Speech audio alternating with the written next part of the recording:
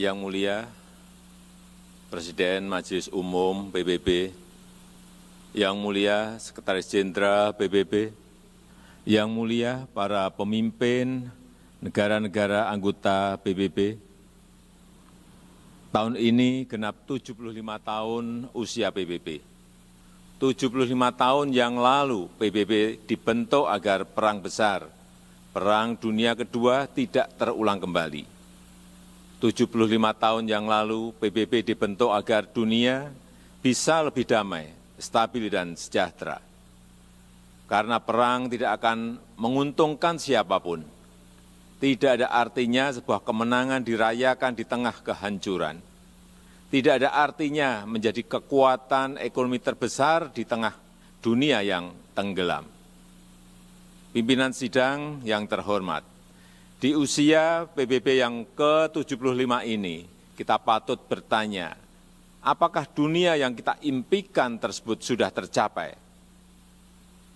Saya kira jawaban kita sama, belum. Konflik masih terjadi di berbagai belahan dunia. Kemiskinan dan bahkan kelaparan masih terus dirasakan.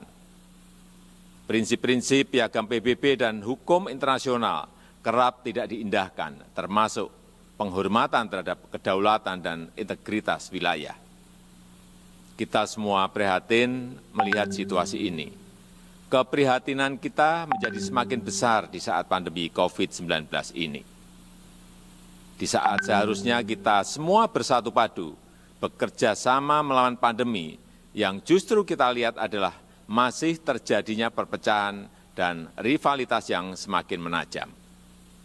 Padahal kita seharusnya bersatu padu, selalu menggunakan pendekatan win-win pada hubungan antar negara yang saling menguntungkan. Kita tahu dampak pandemi ini sangat luar biasa, baik dari sisi kesehatan maupun sosial ekonomi. Kita juga paham virus ini tidak mengenal batas negara.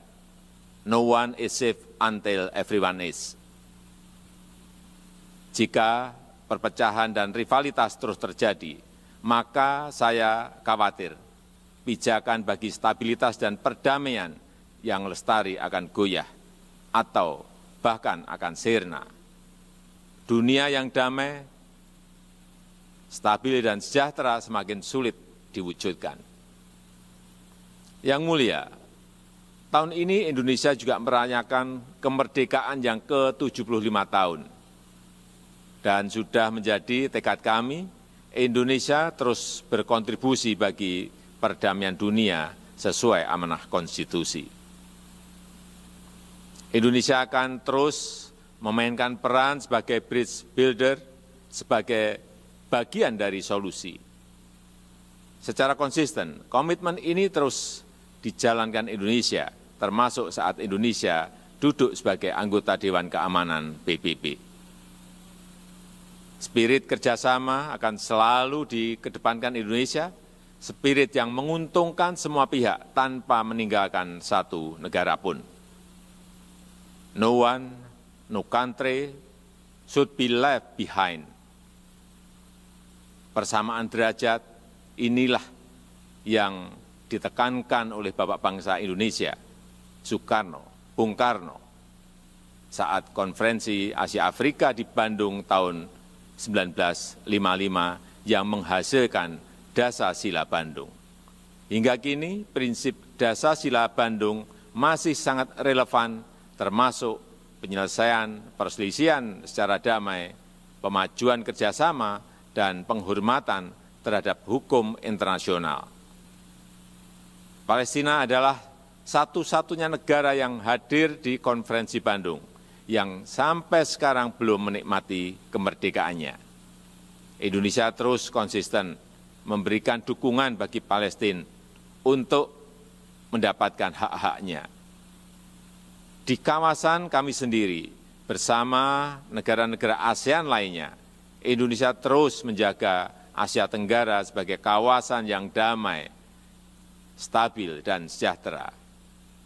Pada hari jadinya yang ke-53, 8 Agustus 2020 yang lalu, ASEAN kembali menegaskan komitmennya untuk terus menjaga perdamaian dan stabilitas kawasan. Spirit kerjasama dan perdamaian inilah yang kemudian didorong Indonesia ke kawasan yang lebih luas, kawasan Indo-Pasifik melalui ASEAN Outlook on the Indo-Pacific.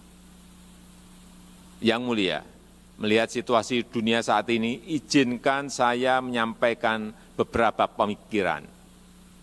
Yang pertama, PBB harus senantiasa berbenah diri, melakukan reformasi, revitalisasi, dan efisiensi.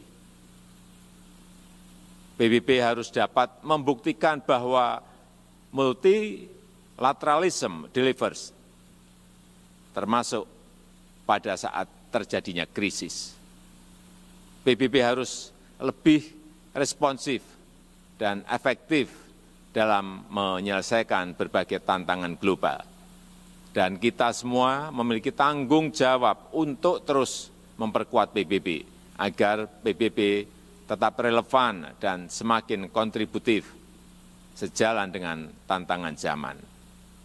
PBB bukanlah sekedar sebuah gedung di kota New York, tapi sebuah cita-cita dan komitmen bersama seluruh bangsa untuk mencapai perdamaian dunia dan kesejahteraan bagi generasi penerus.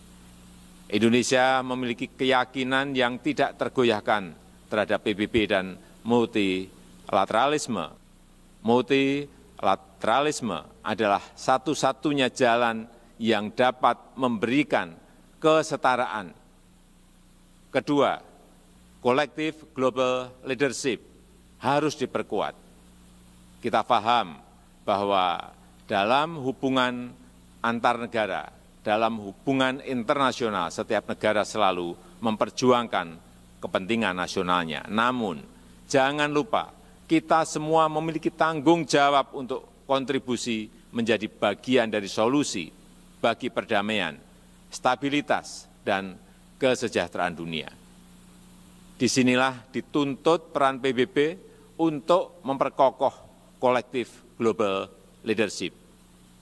Dunia membutuhkan spirit kolaborasi dan kepemimpinan global yang lebih kuat untuk mewujudkan dunia yang lebih baik. Ketiga, kerjasama dalam penanganan COVID-19 harus kita perkuat, baik dari sisi kesehatan maupun dampak sosial ekonominya. Vaksin akan menjadi game changer dalam perang melawan pandemi. Kita harus bekerja sama untuk memastikan bahwa semua negara mendapatkan akses setara terhadap vaksin yang aman dan dengan harga terjangkau. Untuk jangka panjang, tata kelola ketahanan kesehatan dunia harus lebih diperkuat. Ketahanan kesehatan dunia yang berbasis pada ketahanan kesehatan nasional akan menjadi penentu masa depan dunia. Dari sisi ekonomi, reaktivasi kegiatan ekonomi secara bertahap harus mulai dilakukan dengan melakukan koreksi terhadap kelemahan-kelemahan global supply chain yang ada saat ini. Aktivasi ekonomi harus memprioritaskan kesehatan warga dunia. Dunia yang sehat, dunia yang produktif harus menjadi prioritas kita. Semua itu dapat tercapai jika semua bekerja sama, dan bekerja sama.